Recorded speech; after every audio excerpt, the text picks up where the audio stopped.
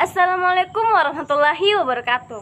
Hai, perkenalkan nama saya Hikmah Rustam, kelas 11 TKJ 1. Kali ini saya akan membuat video monolog yang bertemakan cerita rakyat yang berjudul Timun Mas. Timun Mas pasti nggak asing kan bagi kalian? Mungkin bisa langsung saja lihat videonya. Timun Mas. Di suatu desa hiduplah seorang janda tuang yang bernama Mbok Sarni. Dia tinggal sendirian dan merasa kesepian. Dia sangat mendambakan adanya seorang anak yang bisa menemaninya. Suatu sore, Mbok Sarni pergi ke hutan untuk mencari kayu. Di tengah jalan, Mbok Sarni bertemu raksasa pemakan manusia. Dia gemetar ketakutan dan memohon raksasa untuk membiarkannya pergi. Baiklah, aku akan melepaskanmu kalau kau bisa memberiku seorang anak untuk disantap, gelegar suara raksasa tersebut. Tapi aku tidak punya anak, jawab Mbok Sarni dengan lirih. Kalau begitu, ambil biji mentimun ini, aku titip untuk kau tanam. 15 tahun lagi, aku akan kembali untuk memakannya, geram sang raksasa. Mbok Sarni pun pulang dan menanam biji itu di halaman rumahnya. Setelah 2 minggu, mentimun itu tumbuh dan berbuah sangat lebat. Salah satu mentimunnya pun terlihat cukup besar. Mbok Sarni kemudian memetik dan membelahnya. Ternyata mentimun itu berisi seorang bayi yang cantik jelita. Bayi itu kemudian diberi nama Timun Mas.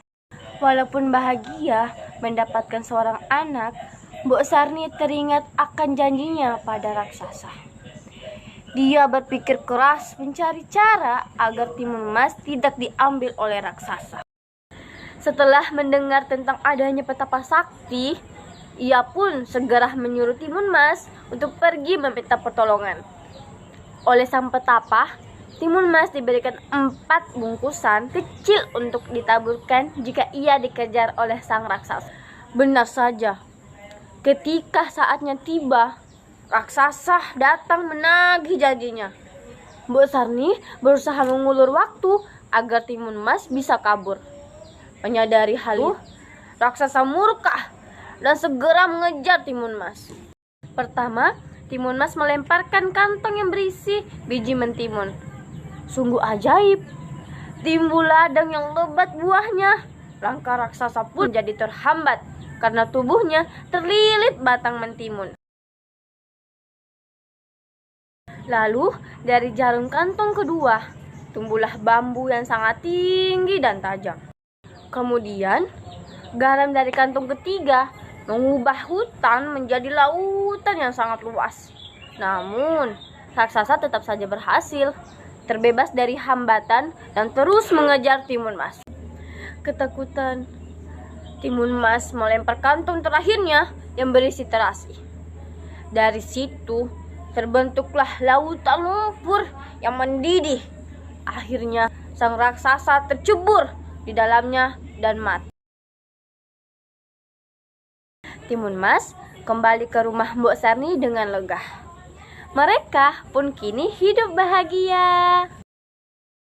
Nah, itulah video monolog dari saya yang menceritakan cerita rakyat yaitu Timun Mas. Gimana teman-teman? Seru ndak?